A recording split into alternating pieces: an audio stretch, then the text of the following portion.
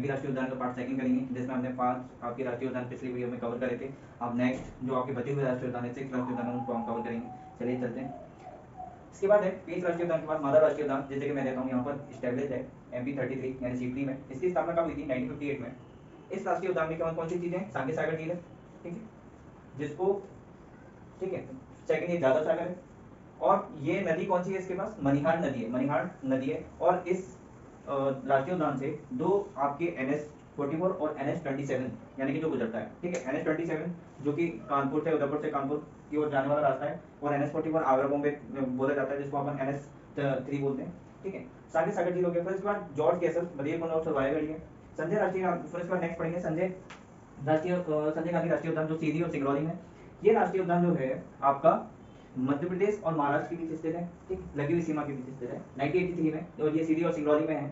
ये आबवादी मध्य प्रदेश का सबसे बड़ा राष्ट्रीय उद्यान माना जाता था, यानी कि 2000 से पहले। मध्य प्रदेश का गठन कब हुआ था? 1 नवंबर 2000 को जब फैक्टराइज किया गया था मध्य प्रदेश को, तब उससे पहले मध्य प्रदेश का सबसे बड़ा राष्ट्रीय उद्यान कौन सा है? संजय गांधी। आज के टाइम को विभाजित होने के बाद मध्य प्रदेश का सबसे बड़ा राष्ट्रीय उद्यान कौन सा है? कान्हा, जिसकी स्थापना कब हुई थी? 1955 में, ठीक है। फिर इसके बाद सीधी सिंगरौली। फिर इसके बाद 2008 में इसमें क्या हुआ था? टाइगर रिजर्व लागू किया गया था, प्रोजेक्ट था टाइगर रिजर्व, किसमें? संजय गांधी में लागू किया गया था।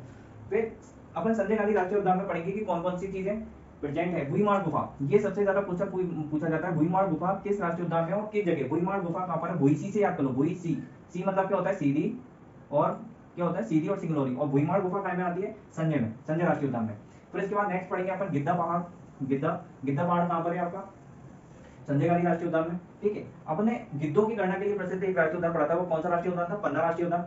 और दूसरा अपन इसमें ये पढ़ रहे हैं संजय गांधी राष्ट्रीय उद्यान में गिद्दा पहाड़ जो है वो कहां पर है? संजय गांधी राष्ट्रीय उद्यान में। फिर इसके बाद इसमें क्या आता है? बड़चल बांध। बड़चल बांध जो है कहां पर है आपका? संजय गांधी राष्ट्रीय उद्यान में। एक अपने तोतला डोहो बांध पढ़ा था, वो पेंच राष्ट्रीय उद्यान में। इसमें कौन सा बांध है? बड़चल बांध है। नेक्स्ट पढ़ा ठोका मंदिर, कहां पर है आपका? संजय गांधी राष्ट्रीय उद्यान में, यानी सीधी में है। फिर इसके बाद रामदेव कुंड, हमने रामदेव कुंड, रामदेव कुंड कहां पर है आपका? सतपुड़ा, सॉरी, संजय गांधी राष्ट्रीय उद्यान में।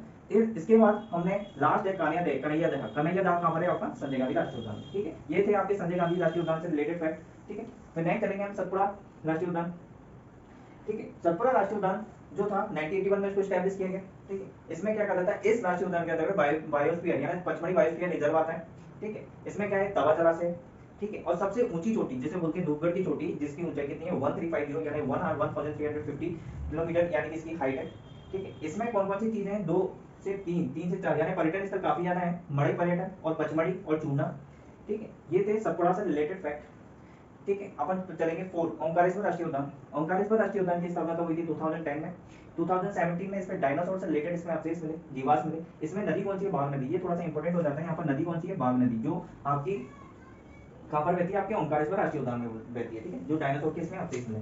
नेक्स्ट पढ़ेंगे हम वन विहार राष्ट्रीय उद्यान। वन विहार राष्ट्रीय उद्यान अपना कहां पर आता है? वन विहार राष्ट्रीय उद्यान आता है भोपाल में। इसकी स्थापना कब हुई थी? 1979 में, ठीक है। और ये किस नदी के किनारे? अगस्त्य झील के किनारे स्थित है, राजापुर झील। और इसमें प्रेजेंट कौन सा है? चीकू द्वारा, ठीक है। अपन कूनो राष्ट्रीय उद्यान पढ़ेंगे नेक्स्ट। कूनो राष्ट्रीय उद्यान की स्थापना कब हुई थी? 1981 में। अपन ने एक राष्ट्रीय उद्यान एक और पढ़ा था जिसकी स्थापना 1981 में हुई थी, वो पन्ना राष्ट्रीय उद्यान था, ठीक है। तो इसी तरीके से कूनो राष्ट्रीय उद्यान की स्थापना कब हुई थी? 1981 में। ये कहां पर है? आपकी श्योपुर में। और इस जगह से कौन सी नदी निकलती है? कूनो नदी निकलती है, ठीक है। कूनो नदी के किनारे ये कूनो आपका राष्ट्रीय उद्यान स्टैब्लिश है। यहाँ से चंबल नदी भी निकलती है श्योपुर से।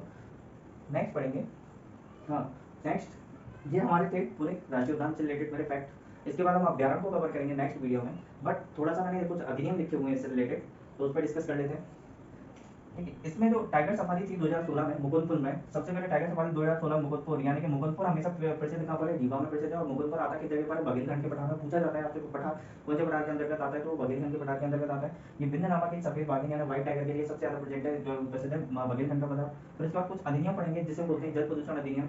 ये पहले भी हम पिछले वीडियो में कवर कर चुके हैं, इस बार रिवाइज करने के लिए हम दोबारा लिया है इसको। जल प्रदूषण अधिनियम कितना है? 1974 में, ठीक है। अधिनियम 1974 में। जल प्रदूषण के लिए बोर्ड का गठन कब किया गया था? ये भी 1974 में। इसकी डेट याद करना, 23 सितंबर 1974। नेक्स्ट आता है जैव अपशिष्ट। जैव अपशिष्ट अधिनियम कब था? 2004 में। जैव अपशिष्ट मतलब कि जो वेस्टेज है उनको सही तरीके से यूज में लाने अथवा उनको रिसाइकिल करने के लिए फिर इसका ये अधिनियम बनाया गया 2004 में। फिर इस बार पर्यावरण संरक्षण अधिनियम। पर्यावरण संरक्षण अधिनियम कब है? 1986 में।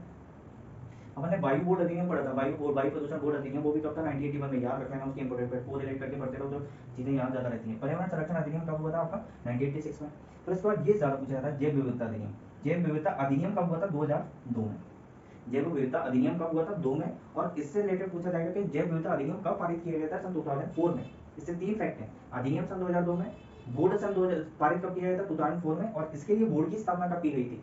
सन 2006 में, यानी 11 अप्रैल सन 2006 में। यानी 2-2 साल का अंतर है कि अधिनियम 2002 में बना, 2004 में उसको पारित किया गया, सर 2006 में इसके लिए क्या बनाया गया? बोर्ड बनाया गया। किसके लिए? जैव विविधता के लिए।